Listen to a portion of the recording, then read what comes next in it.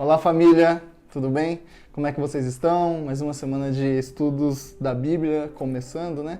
Mais uma semana começando aí, então eu espero que vocês estejam bem, espero que vocês estejam se cuidando aí, então use a máscara, lave a mão, tenha sempre o distanciamento aí, porque daqui a pouco a gente já vai estar todo mundo vacinado aí no final, até o final do ano, né? O plano aqui do estado de São Paulo, até o final do ano todo mundo é para estar vacinado as 2 doses, então daqui a pouquinho a gente está todo mundo junto de novo, certo?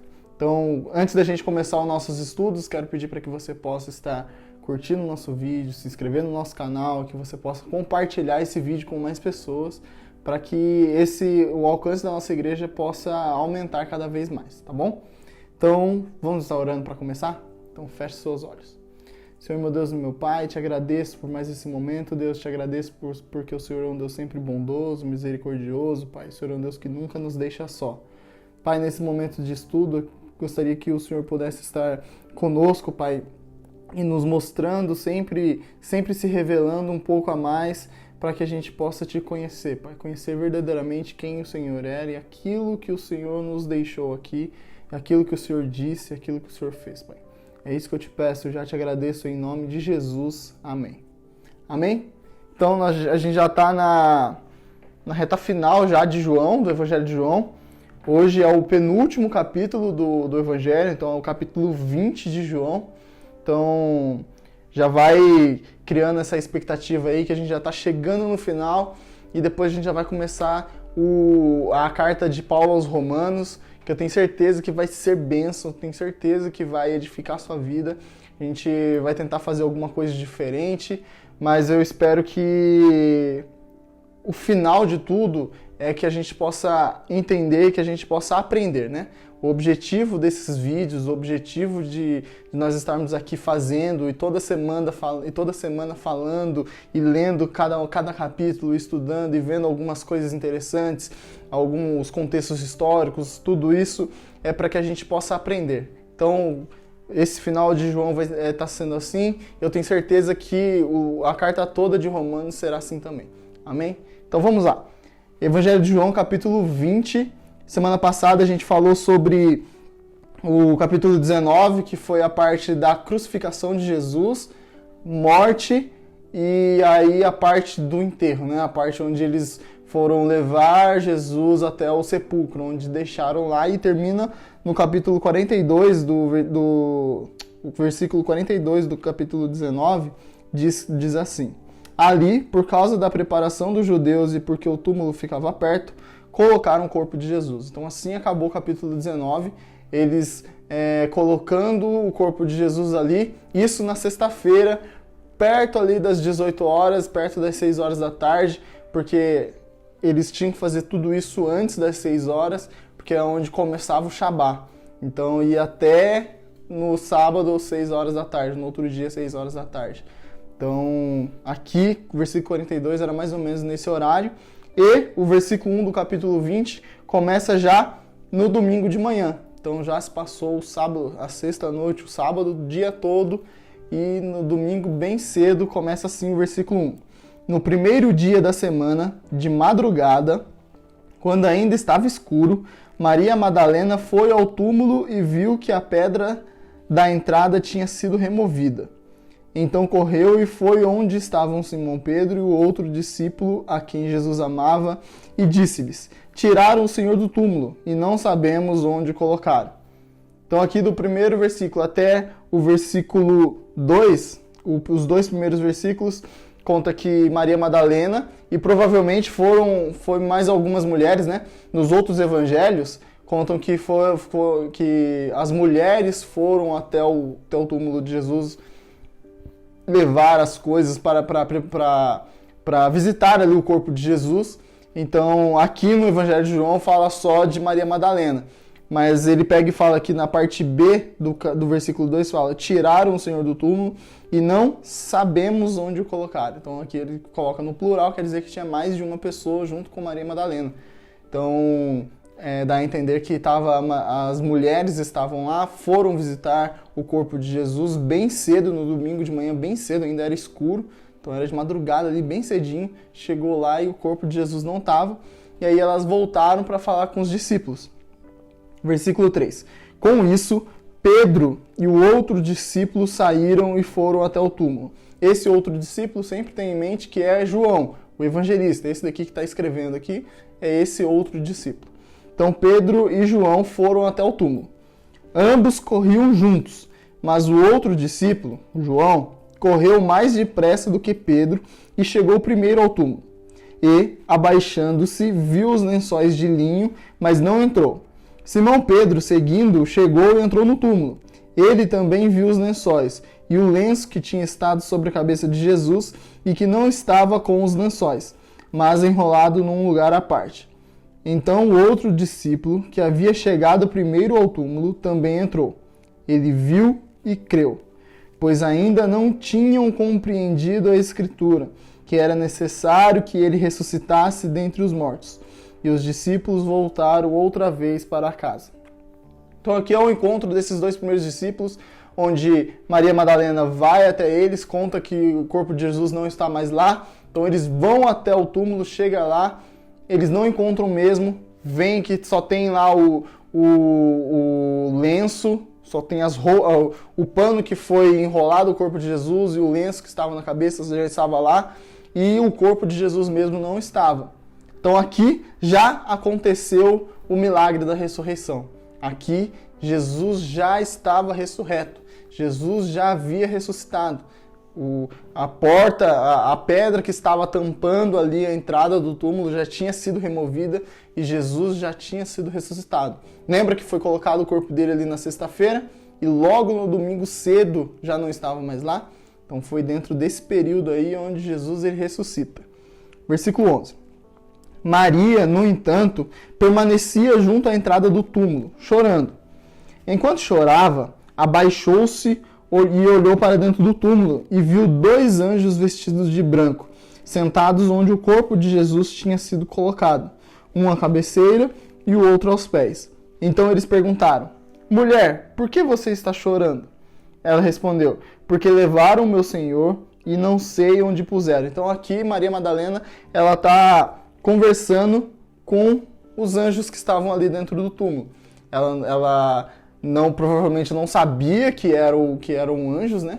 Achou que eram simplesmente 2 homens que estavam ali e chorando, triste porque levaram o seu Senhor, não sabia o que tinha acontecido, estava triste por tudo aquilo que aconteceu com Jesus, pelos sofrimentos, pela dor toda que sofreu, pela parte da crucificação toda. Lembra que eu falei semana passada que Jesus passou por toda essa humilhação, que a crucificação, a morte por crucificação, um dos motivos era para que pudesse ser humilhado aquela pessoa que estava ali.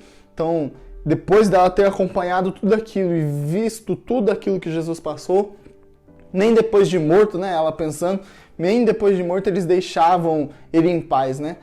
Então ela estava chorando por todo aquele contexto, né? E versículo 14. Depois de dizer isso, ela se virou para trás e viu Jesus em pé, mas não reconheceu que era Jesus. Jesus lhe perguntou: Mulher, por que você está chorando? A quem você procura? Ela, supondo que ele fosse o jardineiro, respondeu: Se o Senhor o tirou daqui, diga-me onde o colocou e eu o levarei.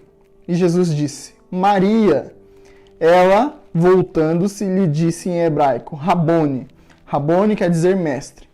E Jesus continuou: Não me detenha, porque ainda não subi para o meu Pai, mas vá até os meus irmãos e diga a eles: Subo para o meu Pai e o Pai de vocês, para o meu Deus e o Deus de vocês.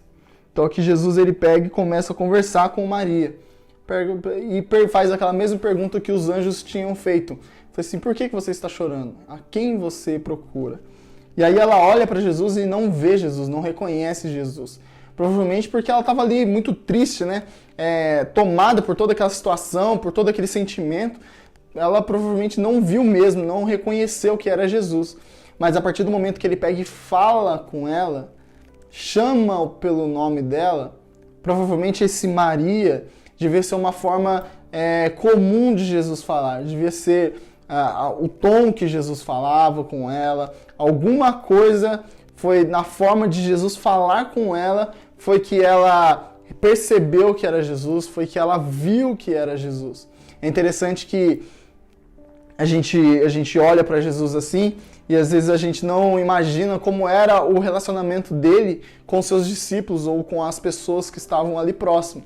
Mas, por exemplo, a gente vê sempre aqui no Evangelho de João que João ele pega e fala assim, que aquele discípulo a quem Jesus amava.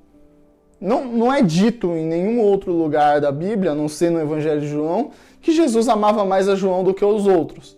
Mas por que João se considerava esse discípulo a quem Jesus amava?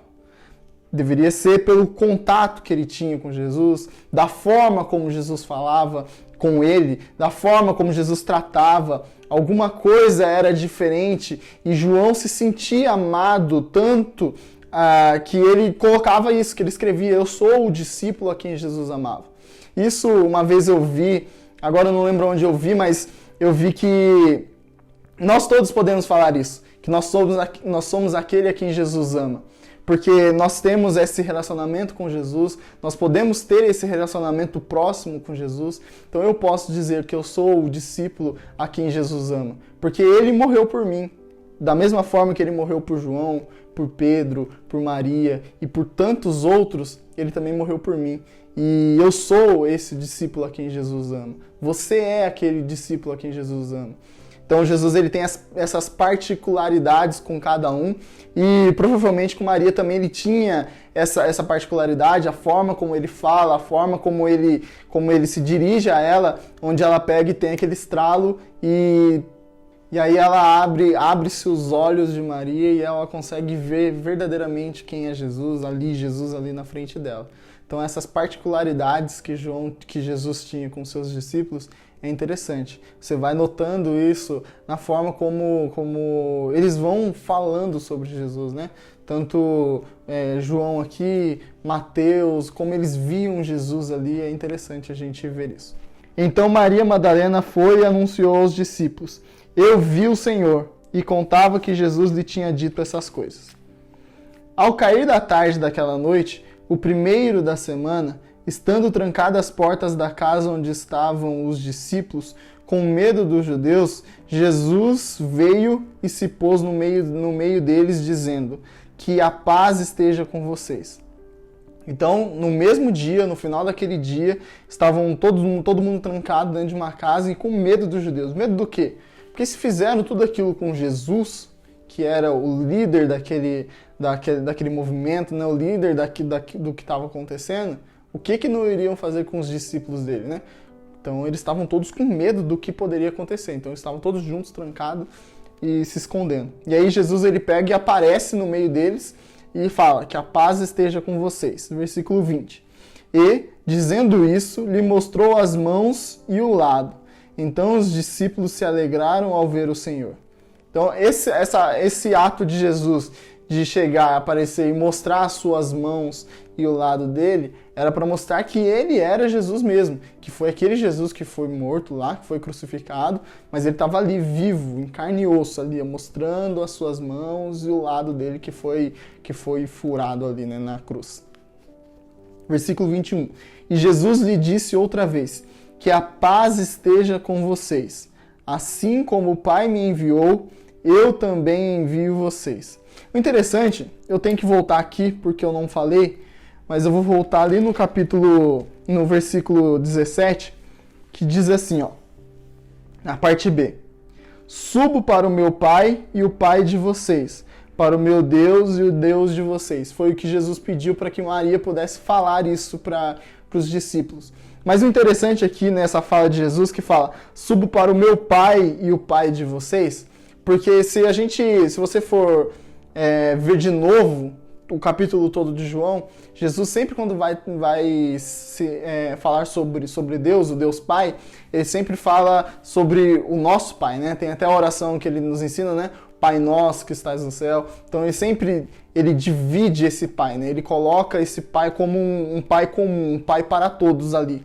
Mas aqui nessa fala ele fala, eu subo para o meu Pai e o Pai de vocês.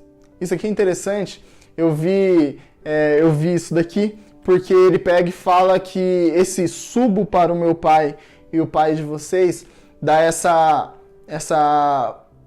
Jesus ele tenta fazer essa diferença entre ele ser o Filho de Deus encarnado, o Filho de Deus aqui na Terra, a diferença da paternidade e da filiação que ele tem com Deus e da filiação que nós temos com Deus. Vocês conseguem entender?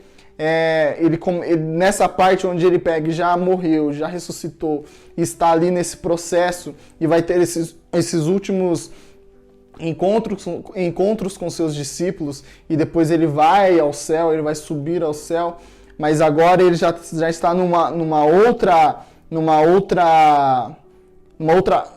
outro momento de se chegar, e aí ele pega e começa a fazer essa distinção, que subo para o meu Pai. Então ele começa a mostrar essa distinção de filiação, tanto da filiação dele como com Deus Pai e da filiação de nós com o próprio Deus. Ele é o Filho de Deus encarnado, ele se mostra ali como o próprio Deus, ele se mostra ali como a terceira pessoa da Trindade. Ele se coloca num patamar diferente e acima daquilo que os discípulos estavam, onde ele sempre colocou todo mundo igual, como Pai Nosso, como nosso Pai. Agora não, agora é o meu Pai e o Pai de vocês. Ele coloca essa diferença e é interessante ver isso. E aqui ele pega e se mostra lá no versículo 21, ele diz que a paz esteja com vocês. Assim como o Pai me enviou, eu também envio vocês. Então aqui ele pega e volta de novo a falar como o nosso Pai, né? É o Pai comum, é o Pai de todos. Ele volta a colocar aqui como se nós estivéssemos no mesmo patamar.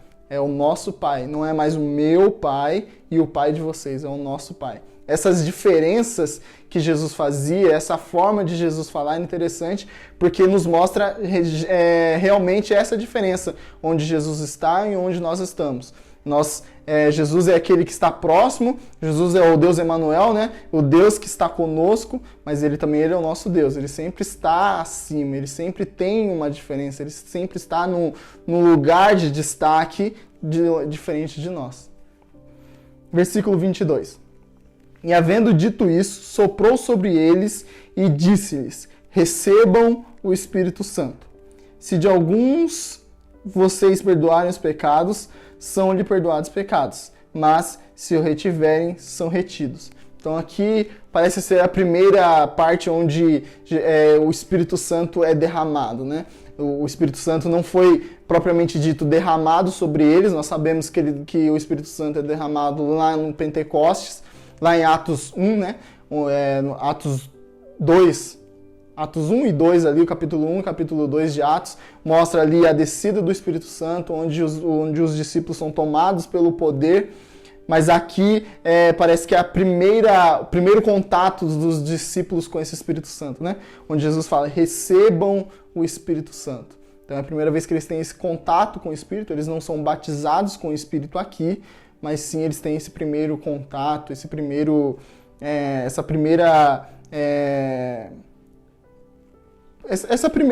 contato mesmo com o Espírito Santo. Diferente de depois, né, onde o Espírito Santo é derramado após a ascensão de Jesus, o Espírito Santo é derramado e aí sim eles são cheios do Espírito Santo, eles são revestidos de poder e aí eles começam a pregar. Então aqui é só esse primeiro contato mesmo com o Espírito Santo. Versículo 24. Tomé, um dos 12, chamado Dídimo, não estava com ele quando Jesus veio. Não estavam com eles quando Jesus veio. Então os outros discípulos disseram a Tomé, vimos o Senhor.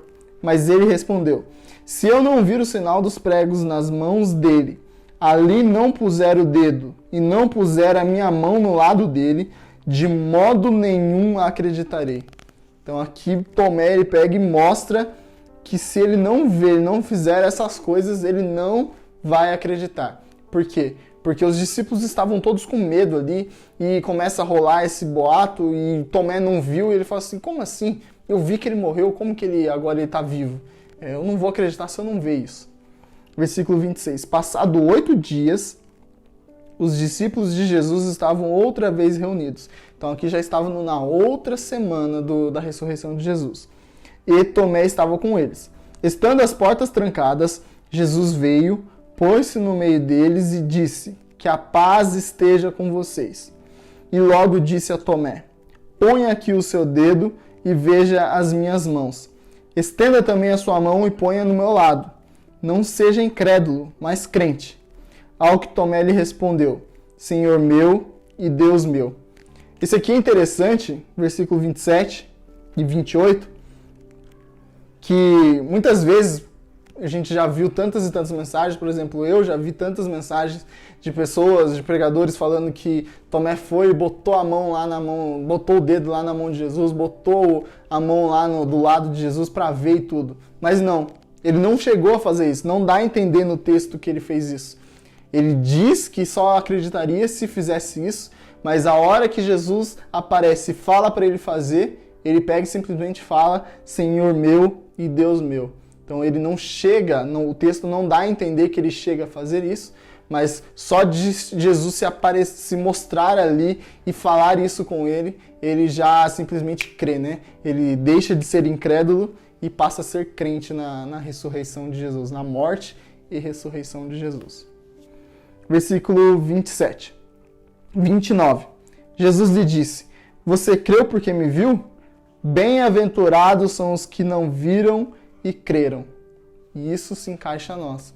Nós somos bem-aventurados porque nós não vimos Jesus, mas cremos em Jesus. Nós cremos nos testemunhos dos apóstolos, nós cremos em tudo aquilo que aconteceu na história da igreja e nós cremos, e é por isso que nós somos bem-aventurados. Nós cremos através da fé. Versículo 30. Na verdade, Jesus fez diante dos seus discípulos muitos outros sinais que não estão escritos neste livro. Estes, porém, foram registrados para que vocês creiam que Jesus é o Cristo, o Filho de Deus, e para que, crendo, tenham vida em seu nome. Então aqui se encerra o capítulo 20, com João falando que Jesus fez muitos outros sinais que não estão escritos neste livro. Tanto em Mateus, como Marcos, Lucas e João, eles contam todos os milagres de Jesus, né? Contam os sinais e maravilhas, contam as coisas que Jesus fez, as coisas que Jesus falou, mas Jesus fez muito mais que isso. Muito mais que isso. São milagres que estão escritos nesses 4 evangelhos, são os 35, 37 milagres de Jesus. Mas durante esses 3 anos e meio de ministério de Jesus, com certeza Jesus fez muitos e muitos e muitos mais. Eles pegaram alguns que foram mais impactantes, talvez, alguma coisa assim, e juntou e contaram e colocaram aqui. Mas João faz questão de dizer que Jesus fez muitos outros sinais, fez muito mais coisas daqueles que estão escritos aqui. Mas foi escrito para que nós possamos crer que Jesus é o Cristo, o Filho de Deus, e para que, crendo, tenham vida em seu nome. Então ele coloca o motivo pelo qual eles escreveram, para que a gente pudesse crer que Jesus é o Filho de Deus, e para que, crendo, tenhamos vida em seu nome. Esse é o objetivo deles terem escritos. Esse é o objetivo do Novo Testamento ter sido compilado, ter todas essas cartas de Paulo, Pedro, João escrevendo. João escreve mais 3 cartas, além do Evangelho de João, tem mais 3 cartas.